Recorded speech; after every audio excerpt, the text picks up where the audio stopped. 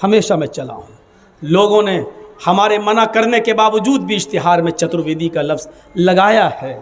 मैं मना कर कर के थक गया हूँ, लेकिन आपका प्यार है, आप लगा देते हैं, लेकिन ये चीज़ गलत है। मुझे मौलाना की हद तक ही रहने दो, चतुर्वेदी का शब्द नहीं लगाना चाहिए। इस्लाम मुताला किया है, मुताला करना चाहिए, हर धर्म को पढ़ना चाहिए, और जो सही चीज़ जिस धर्म की हो उसको ले लेना चाहिए। मैंने कल भी तकरीर में कहा था, महात्मा गांधी को जब इंग्लैंड गए तो इंग्लैंड के अंग्रेज़ों ने बहुत गालियाँ लिखी, एक लिफाफे में बंद करके दे दी, ये लो। तो महात्मा गांधी बड़े चालाक थे। महात्मा गांधी ने समझ लिए ये अंग्रेज़ लोग हैं, इन्होंने गालियाँ दी होंगी इस लिफाफे में, तो उन्होंने लिफाफा तो ले लिया लेकिन पढ़ा नहीं। उसमें जो आलपिन था, आलपिन होता है ना, आलपिन देखा यहाँ वो लगाते हैं आप लोग, बैच आलपिन लगा देते हैं, तो लिफाफे में जो आलपिन लगा था उस आलपिन को निकाल लिया और लिफाफा फाड़ के, लेटर फाड़ के फेंक दिया। लोगों ने पूछा, भाई ये क्या किया आपने, तुमने पढ़ा भी नहीं? तो महात्मा गांधी का जवाब क्या था वो देखिए। गांधी जी का जवाब ये था, जो चीज़ मेरे काम की थी वो मैंने ले ली, और जो चीज़ मेरे काम की नहीं थी उसको मैंने फाड़ के फेंक दिया।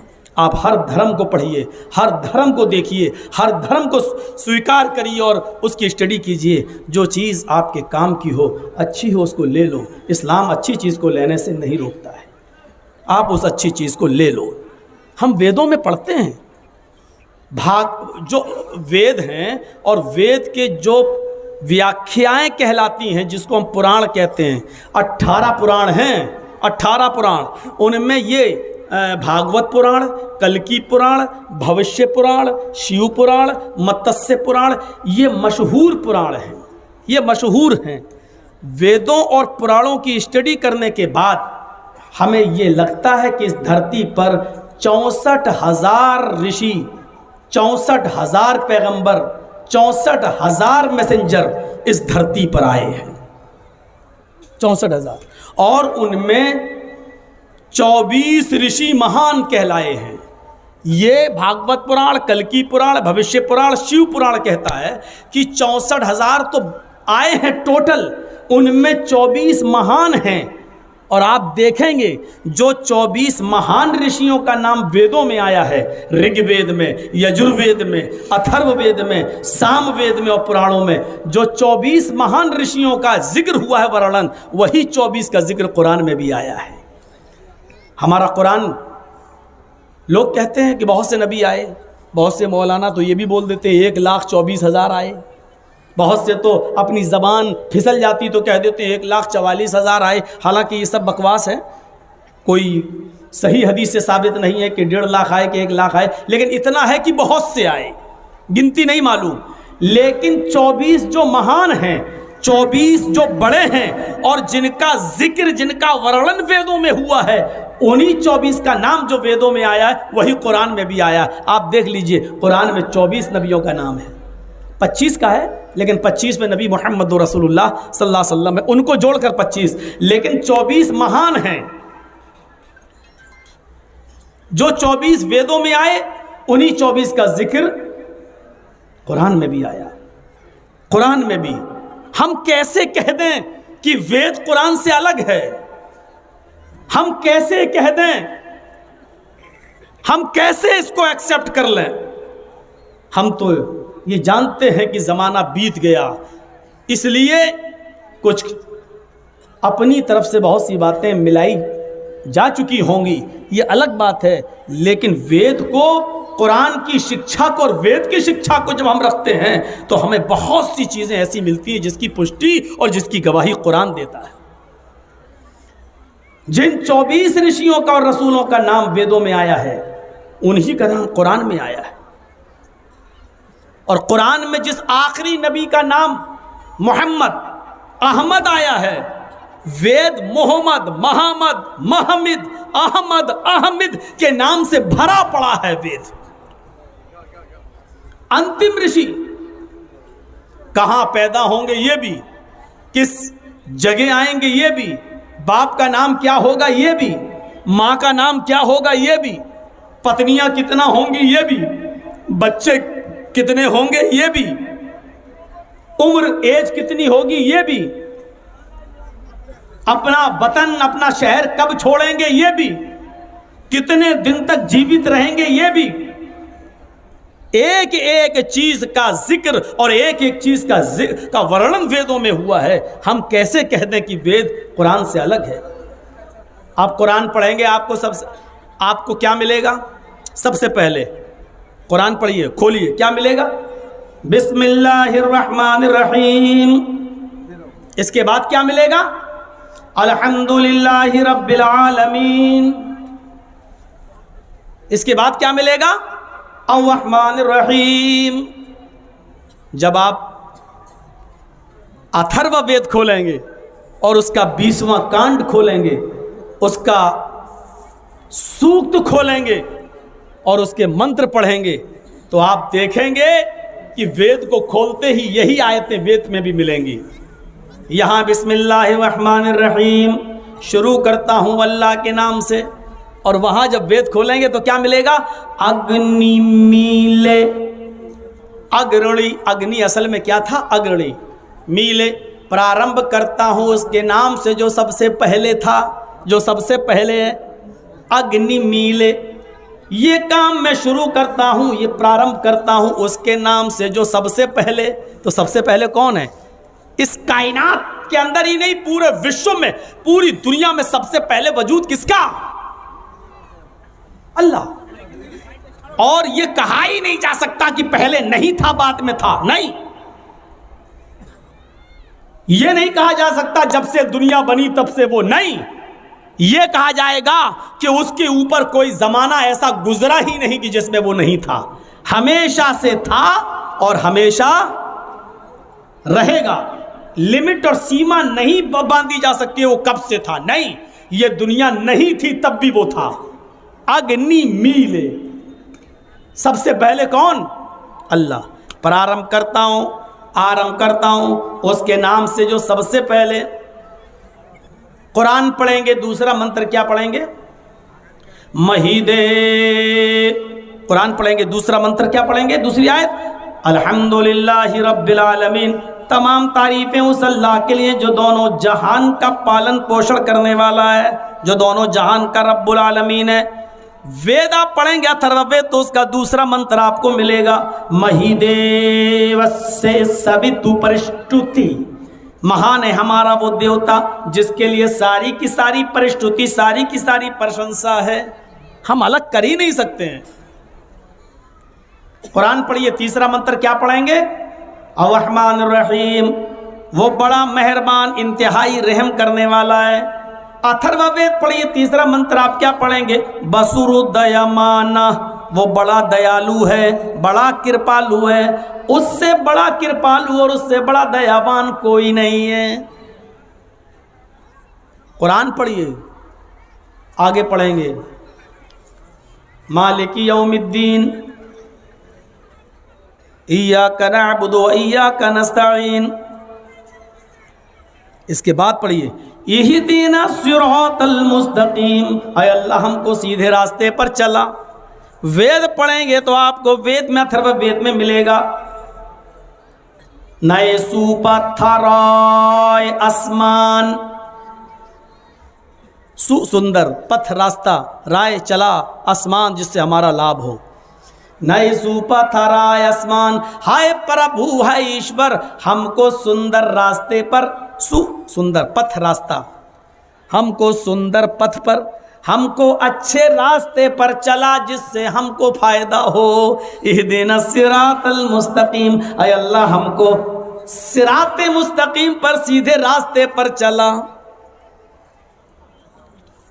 ये दोनों चीजें अगर पढ़ लें, कुरान को भी एक तरफ रख लिया जाए और वेद को भी एक तरफ रख लिया जाए, और ये दोनों चीजें योगी और मोदी दोनों को बिठा के पढ़वाई जाए, पढ़ो। अब बताओ तुम्हें कुरान कैसा लग रहा है?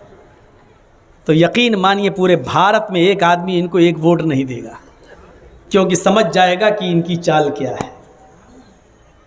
वेद हमें कुरान से जोड़ रहा है, कुरान हमें वेद से जोड़ रहा है कि देखो किसी भी धर्म को बुरा मत कहो, और जो धर्म एक दूसरे से जोड़े वो कभी नफरत और कभी घृणा नहीं फैला सकता है। घृणा और नफरत तो ये फैला रहे हैं जो राम का नाम लेकर अफसोस इस बात का होता है, दुख इस बात का होता है कि ये राम का नाम लेकर हम एक दूसरे से लड़ाते हैं। तकलीफ की बात ये। तो 64,000 ऋषि और मुनि, 24 महान, कुरान में भी 25 नबियों का जिक्र, जिसमें 24 रसूल दूसरे और एक मोहम्मद रसूलुल्लाह। ये चीज़ हमें क्या बताती है? ये चीज़ हमसे कहती है, कौन कहता है हम तुम में जुदाई होगी, कौन कहता है हम तुम में जुदाई होगी, ये हवा तो किसी दुश्मन ने उड़ाई होगी। आइए और पढ़िए और देखिए। दिल चाहता है कि आज हम सिर्फ मंत्र ही मंत्र पढ़ें आज पूरी तकरीर में जब तक बैठता हूँ, और उन मंत्रों से आपको बताएं कि इस्लाम क्या है। एक चीज़ का थोड़ा सा अंतर है, अंत में जो ऋषि आएगा वेदों के आधार पर, उसको वेदों ने जो बताया है वो ये बताया है,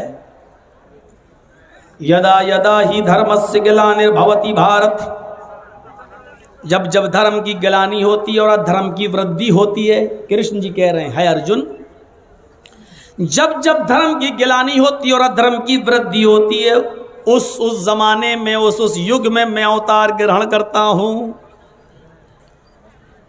हिंदू समुदायों में अवतार किसको कहते हैं? बस इसको समझ लीजिए, बहुत कुछ समझ जाएंगे। हिंदू धर्म के अंदर अवतार कहा जाता है, अवतार की मीनिंग ये है, ईश्वरत्व का मनुष्यत्व में परिणित होना। समझ गए? नहीं समझे? अवतार का माना ये लिखा है, ईश्वरत्व का मनुष्यत्व में परिणित होना। मतलब अल्लाह ही आकाश से, आसमान से, ऊपर से इस धरती पर किसी मां के पेट से मनुष्य की रूप में जन्म लेकर अवतार ग्रहण करता है। यानी जो धरती पर अवतार आता है वो ईश्वर ही होता है, वो अल्लाह ही होता है। वो मनुष्य का रूप धारण करके पृथ्वी पर अवतार ग्रहण करता है। यही चीज गलत है। बस हम इस चीज को नहीं मानते। अल्लाह को, मानव जाति को संभालने के लिए, दुनिया को सुधारने के लिए, बिगड़े हुए इंसानियत को रास्ते पे लाने के लिए अल्लाह को इंसान की शक्ल में आने की जरूरत नहीं है, बल्कि वो इंसानों में से किसी मनुष्य को ऋषि बना देता है और परशुराम को उसके पास भेजता है, जिब्राइल को उसके पास भेजता है कि जाओ, मेरा आदेश, मेरा पैगाम लेकर इनके पास जाओ। इसलिए हिंदू भाई कृष्ण जी को और रामचंद्र जी को भगवान का दर्जा दे देते हैं और ये कहते हैं कि पहले ईश्वरी थे, इन्होंने मनुष्य का रूप धारण करके पृथ्वी पर अवतार ग्रहण किया है। हम ये कहते हैं कि रामचंद्र जी भी एक पुरुष थे, कृष्ण जी भी एक पुरुष थे, हम महान पुरुष थे, सबसे बड़े इंसान थे। चलो ये तो हम मान सकते हैं, लेकिन अल्लाह ईश्वर ही मनुष्य का रूप धारण करके पृथ्वी पर अवतार लिया, ये सही नहीं है। हिंदू भाइयों की देखा देखी मुसलमान भी कहने लगे कि मोहम्मदुर रसूलुल्लाह मनुष्य नहीं है, इंसान नहीं है। ये भी अल्लाह ताला ने इनको अपने नूर से पैदा किया है, अल्लाह ताला ने अपने नूर से पैदा किया है। बल्कि हमारे बहुत से तो सूफिया लोग अपने अशार, अपनी कव्वालियों में यहां तक कह डाले, जो मुस्तवी अर्शता खुदा होकर, जो मुस्तवी अर्शता खुदा होकर मदीने में उतर पड़ा मुस्तफ़ा होकर, या मदीने में आ पड़ा मुस्तफ़ा होकर, यानी जो अर्श पे मुस्तवी था खुदा बनकर, जो अर्श पे खुदा था वो फर्श पर मोहम्मद बनकर आ गया, यानी अल्लाह ही ने मोहम्मद की शक्ल अख्तियार करके अरब के अंदर आ गया वो अल्लाह ही था। गुलू करने वालों ने इतना गुलू किया कि वही जो मुस्तवी अर्श था खुदा होकर मदीना में उतर पड़ा मुस्तफ़ा होकर। ऐसे लोगों से हम कह देना चाहते हैं कि आपका अकीदा गलत है, कुफरिया है और शिरकिया है। अल्लाह के नबी जनाब मोहम्मद रसूलुल्लाह न अल्लाह थे, ना अल्लाह ने उन्हें अपने नूर से पैदा किया था, बल्कि वो एक बशर थे, एक इंसान थे। और डंके की चोट पर यह ऐलान किया है, कुल इन्नमा अना बशरुम मिस्लुकुम, आए नबी कह दो कि मैं तुम्हारी तरह का एक बशर हूँ। आए मोहम्मद सल्लल्लाहु अलैहि वसल्लम कह दो कि मैं तुम्हारी तरह का एक इंसान हूँ। लास्ट में आखिर में भेजा, उस युग की दशा का चित्रण कर दिया, निशानदेही कर दी कि वो कब आएंगे, किस जमाने में आएंगे, कहाँ आएंगे, किस तारीख को पैदा होंगे।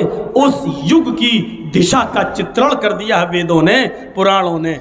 इत्थकलोगत प्राय जने